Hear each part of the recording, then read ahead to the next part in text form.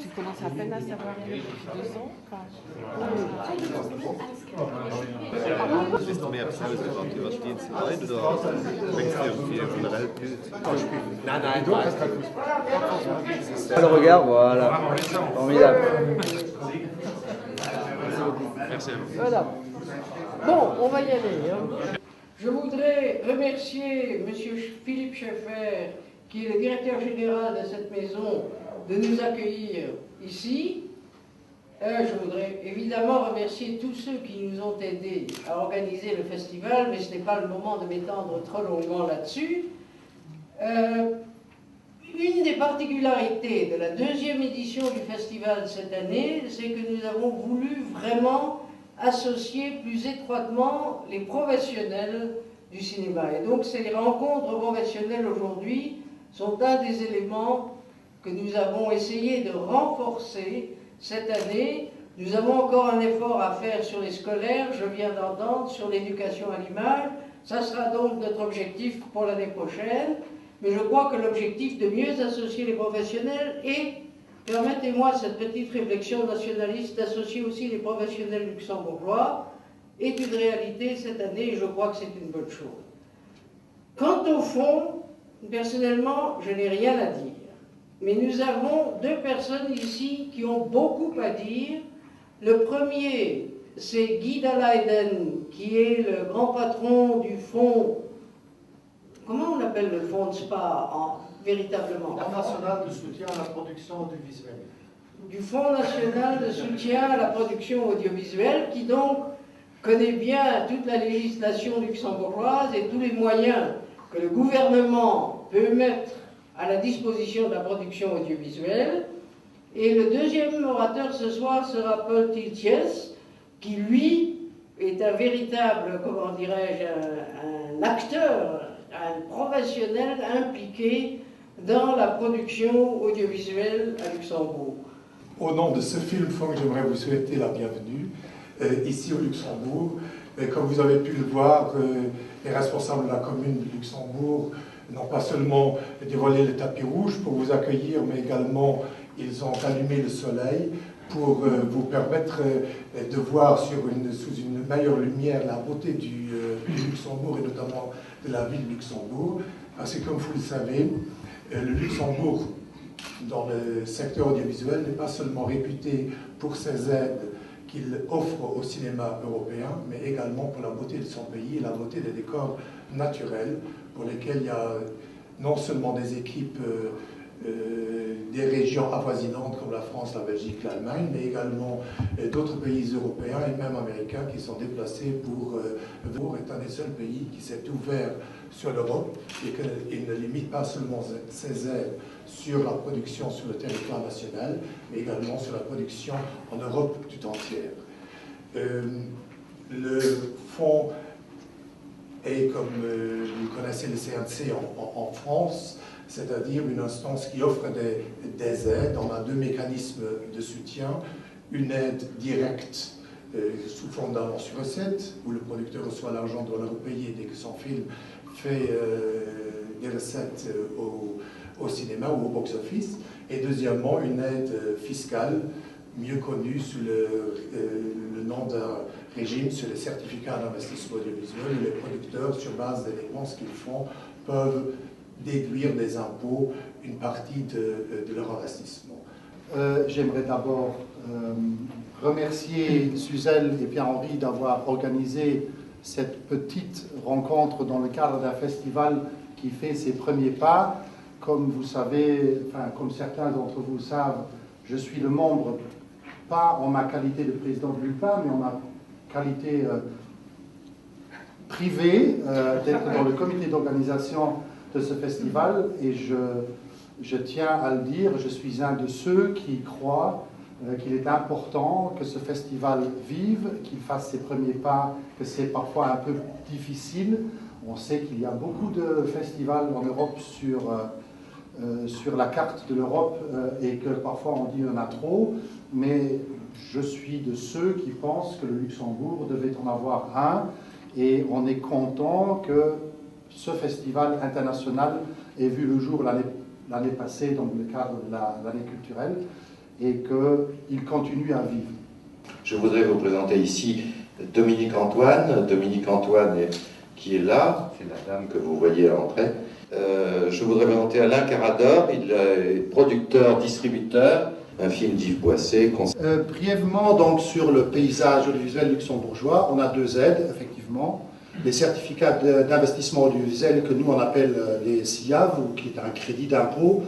En fait, pour être bref, c'est très simple, on peut au maximum avoir jusqu'à 30% du budget total d'un film, sous condition toutefois de rassembler des points. Comme chaque système à points, il y a beaucoup de pays en Europe qui l'ont, donc pour avoir assez de points, donc au meilleur des cas, 30% du budget total d'un film. Là, je ferai tout de suite la parenthèse que le Luxembourg est un petit pays. Nous aimons aussi les budgets, je ne veux pas dire modestes, mais pas trop élevés.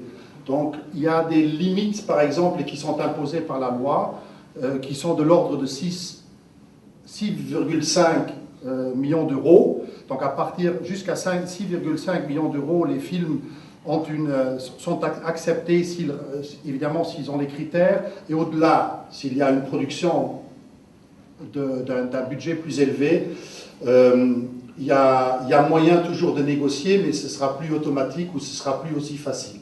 La deuxième aide qu'on a, c'est une aide sélective, je l'appellerais culturelle. C'est plutôt pour les films et pour les aspects luxembourgeois dans un film, ou alors si le producteur a de bonnes raisons pour demander un supplément d'argent si les certificats d'investissement audiovisuel ne suffisent pas pour réunir son budget.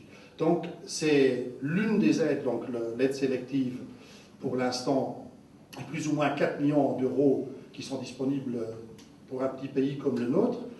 Et pour l'instant, l'aide CIAV, je dirais plus ou moins 60 millions d'euros sont disponibles au Luxembourg, donc de budget total, donc ce n'est pas l'argent qu'on nous donne, mais on peut présenter des films jusqu'à 60 millions d'euros, ce qui n'est pas peu pour un petit pays comme le nôtre. Je sais que tout le monde dit qu'on est riche, donc notre problème c'est un petit peu qu'on est limité, il y a parfois trop de projets. On est quelques-uns, il y a des producteurs, l'ULPA, dans notre association, a 15 membres, donc 15 sociétés qui produisent des films.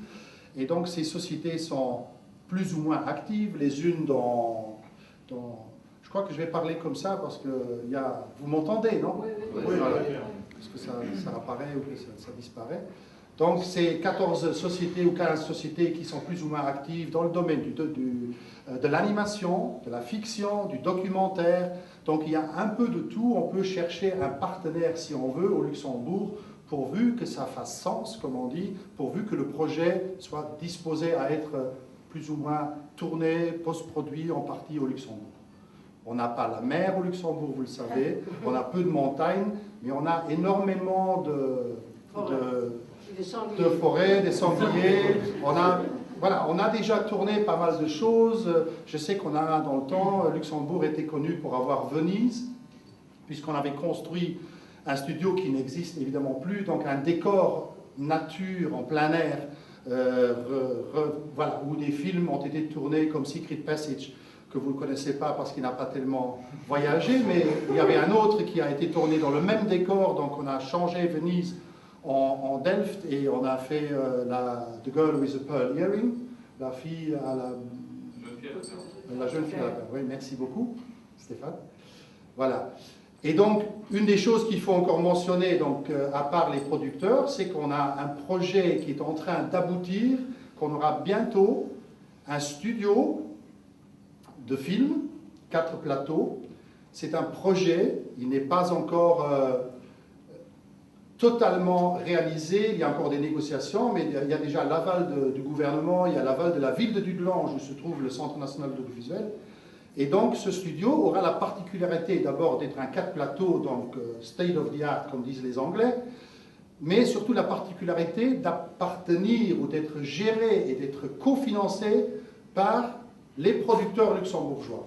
Je crois que c'est quelque chose qui, si ça se réalise comme comme les plans sont conçus et comme c'est en train d'être discuté entre le gouvernement, la ville de Dudelange et les producteurs, ce sera peut-être le premier studio co-géré par les producteurs. Alors je voulais juste ajouter qu'au-delà de cette rencontre un petit peu formelle, vous êtes tous producteurs et professionnels luxembourgeois, invités tous les soirs, non seulement évidemment aux projections, mais aussi aux rencontres, parce que, comme vous le savez, c'est surtout lors de dîners, de discussions enflammées, que naissent les grands projets.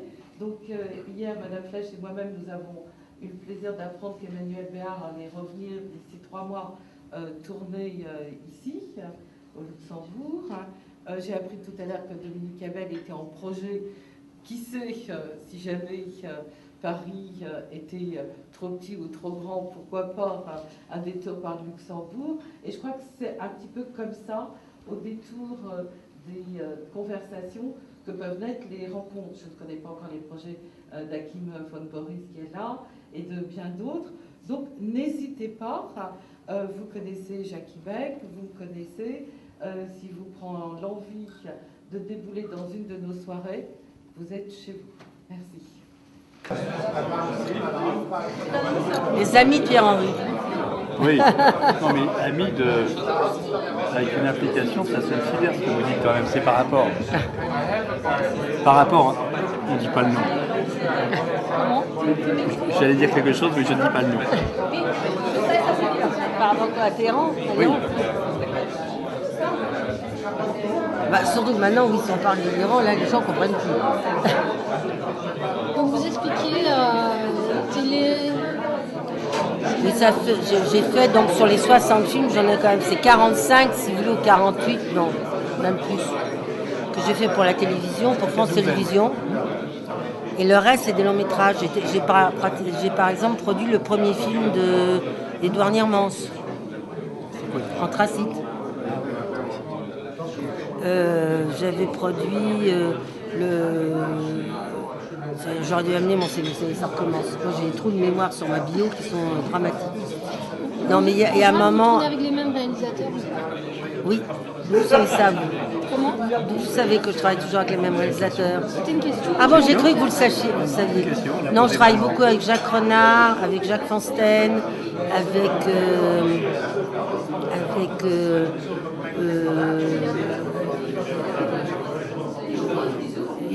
Daniel Jeannot ou Marianne Lamour. C'est vrai que j'ai une famille de réalisateurs.